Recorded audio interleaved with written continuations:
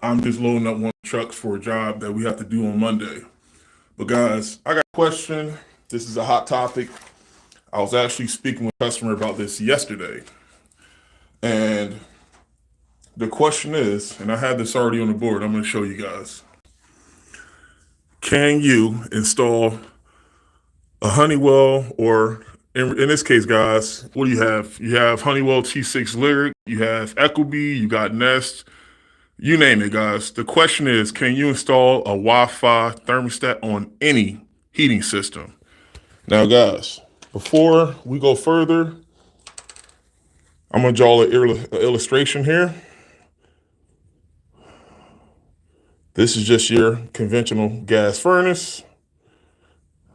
You got a supply. You got your return. And then for a boiler, you got your burners. Still got your flue. You got your supply. And you got your return. Now, guys, before we start, I'm just going to give you guys the two pieces of general equipment that we see in Pennsylvania. I'm talking gas. This isn't heat pumps. I don't want to go too far off topic, but the only two pieces of equipment that I want to say 90% of customers have in Philadelphia, they'll either have a gas furnace or a gas boiler. Now, guys, based on the question, once again, can you install a Wi-Fi thermostat on any heating system? And guys, the answer is technically yes, but should you? Probably not, guys. And it depends on the circumstance. I can tell you now, guys, in Philadelphia, based on my account, percentage wise, 40% of customers we deal with have gas boilers.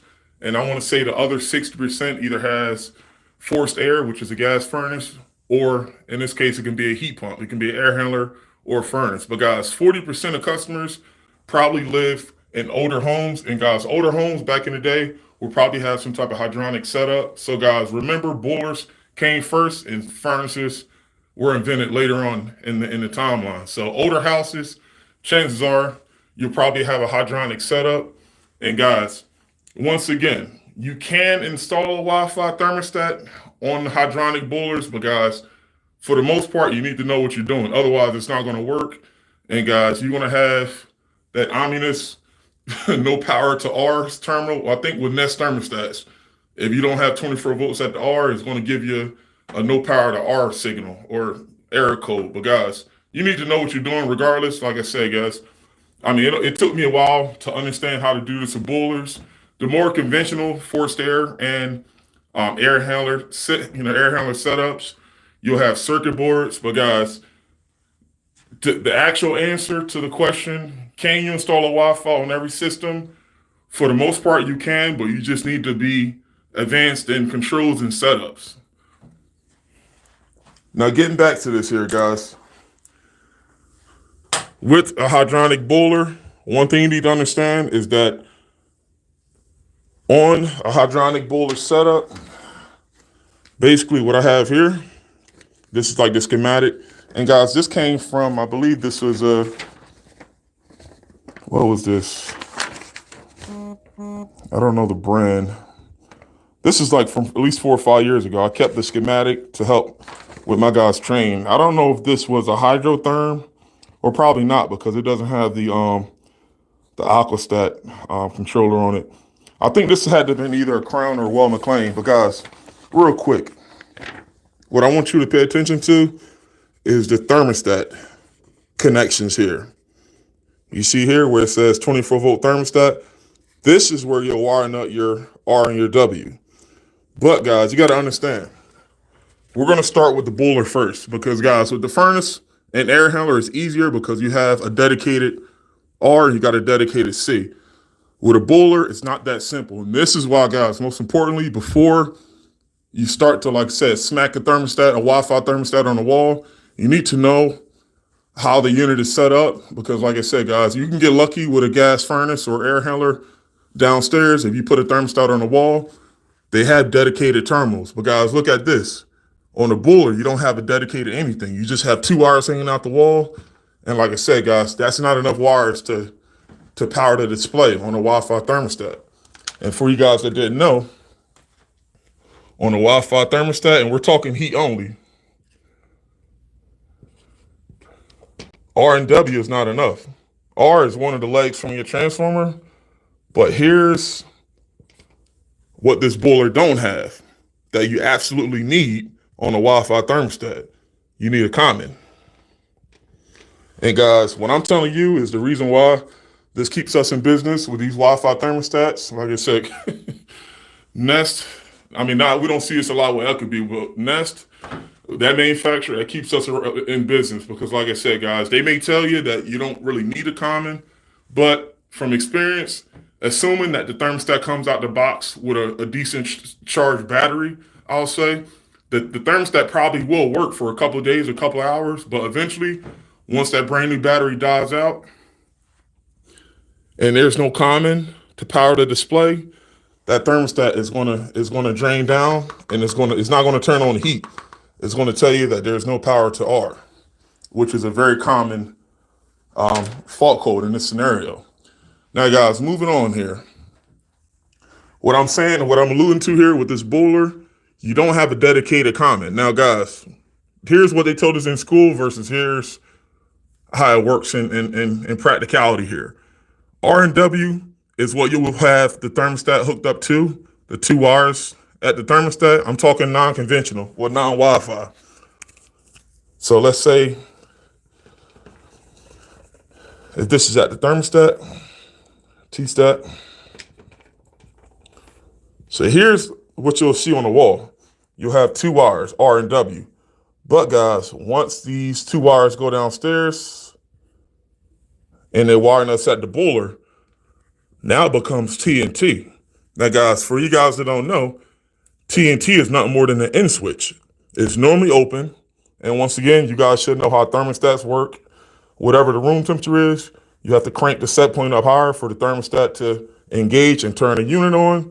And once the unit heats up, once the room temperature matches the set point, the thermostat says, okay, the house is warm enough, and it opens up.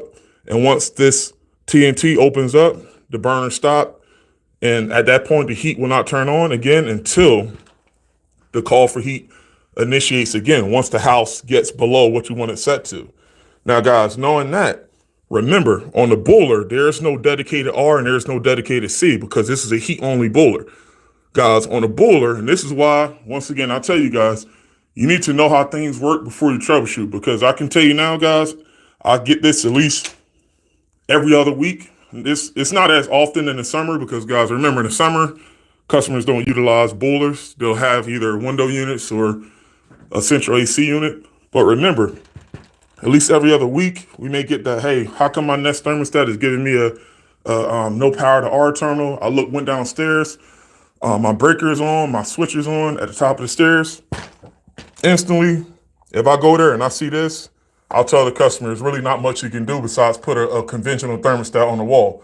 Now, guys, back to what I said earlier, can you make this work? Yes, but it's going to take some understanding on how the controls are set up, and you'll have to have a separate transformer downstairs. And like I said, guys, I did it at least 2 times. Will I do it again? Probably not, because like I said, guys, that's not how these systems are designed to work. You need a separate transformer, and you got to, for damn sure, make sure you don't have these 2 transformers bucking out. So you got to make sure you keep the R's and the C's separate. But anyway, back to what I was saying, guys. Your thermostat on the Buller, your thermostat wires, where it goes from the wall down to your Buller, these 2 wires are not more than an end switch. An end switch is made to be normally open until the thermostat calls and it closes the circuit. If these 2 ends of the wires touch each other, your Buller is going to turn on. And guys, what I just told you is exactly what this is on the schematic. As you guys can see, this isn't a dedicated R and this is not a dedicated C. Those 2 leads are at our transformer. That is where, like I said, if you want it to be Rambo and you want it to find your dedicated C and your dedicated R, you have to tap off the transformer. But guys, My recommendation, once again, like I said, and if you explain this to the customer, they're not going to be upset. The only way they'll be upset is, like I said, if you don't explain to them up front how the unit is supposed to work, and you start telling them that, hey, yeah, a Nest or Ecobee should work, and if you don't know, or if the customer doesn't know, if there's a dedicated comment on the unit, then chances are, guys, it may work. It may not work off the jump, but guys, I know some thermostats, they come out the box fully charged, and it could work for, like I said, a couple of days, couple of hours. But like I said, guys, I never seen a Wi-Fi thermostat not, stay on past a certain amount of time without a comment. And like I said, that's something I tell the customer off the jump. It's your job to educate customers on how things are supposed to work, what's the pros and what's the cons. But guys, back to this here. Let me show you. Knowing that this is an in switch, and once again, this is the schematic for a gas boiler. Knowing that this is an in switch, you might have 24 on one side, but you're not going to have anything on the other. So these two things touch, power closes, and like I said, the burners turn on. But here's the thing, guys. Let me put this marker down here. But here's the thing.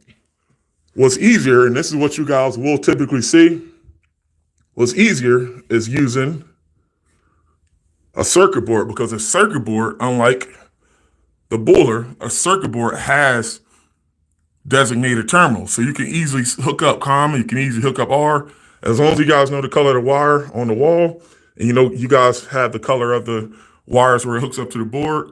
You match up CC, you match up RR, whatever color's on W, you match that up. And like I said, guys, this is easy money here.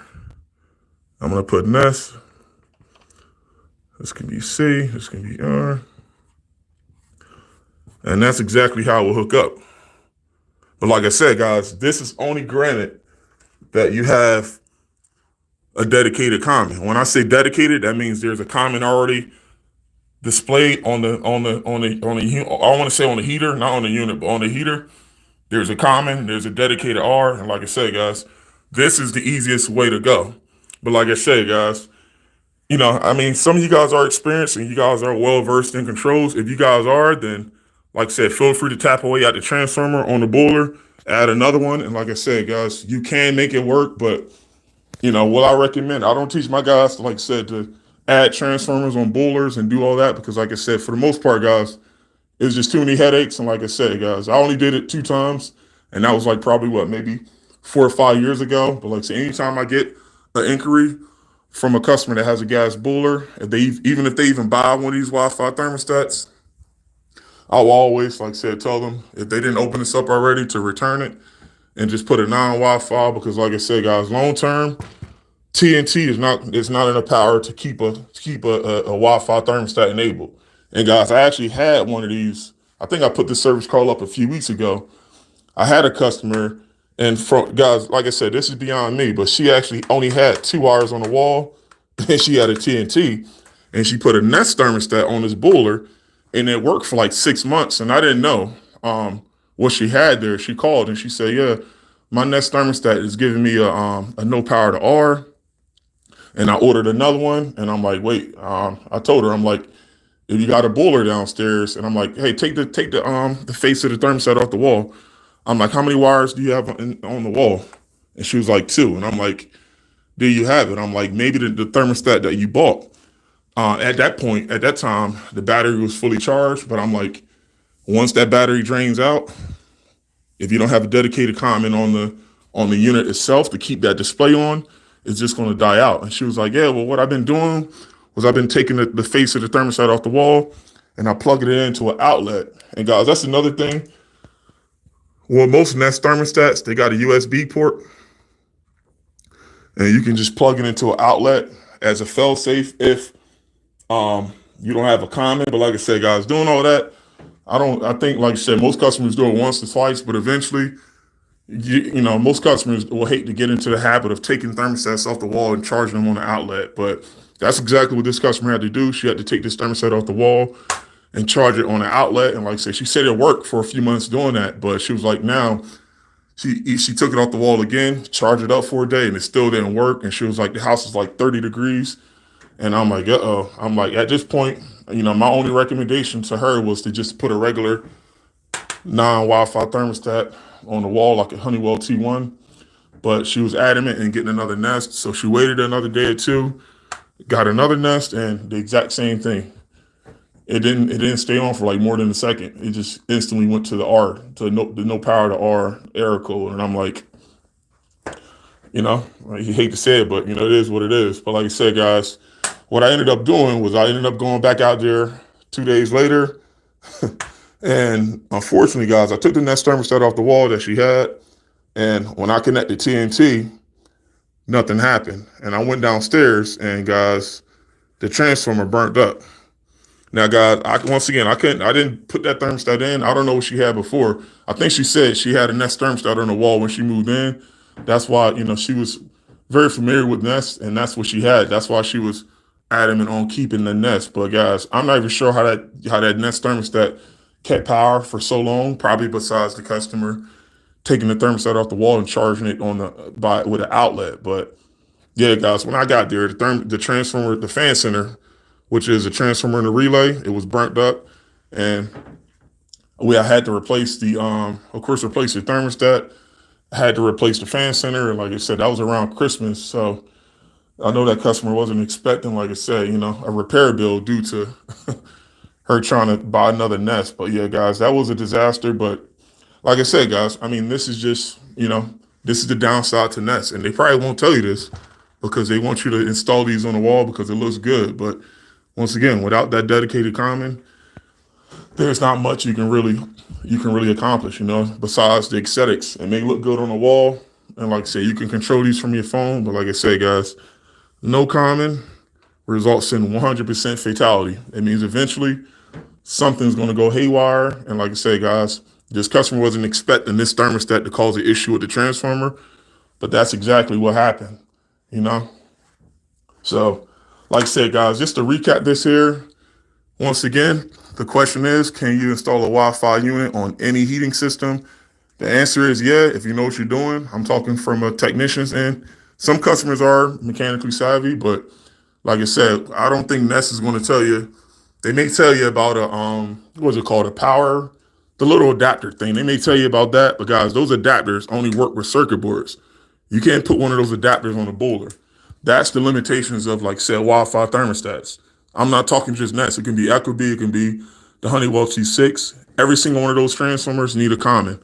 And that power adapter thing only works on circuit boards.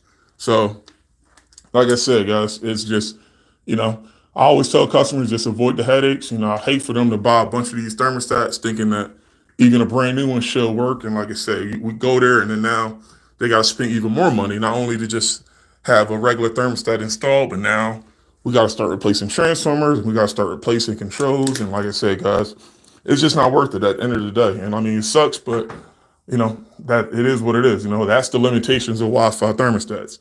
With new homes, yes, it works like a glove. But with these older homes, unless this customer, like I said, replace that boiler with a furnace, or like I said, if someone took, like I said, almost 30 minutes of putting in another transformer, and like I said, like I said, guys, I did it, like I said, 2 times, and that was like a last, I don't even know why I even did it at that time. I think I did it one time just to try it, and it did work. And like I said, that customer never had any issues, but I don't want to make a habit of putting 2 transformers on a unit. And like I said, it's just adding a bunch of wires down there. Is just, for what it's worth, like I said, I don't think it's going to be, that much of a return on the investment for that, just for them to have just a Wi-Fi thermostat on the wall.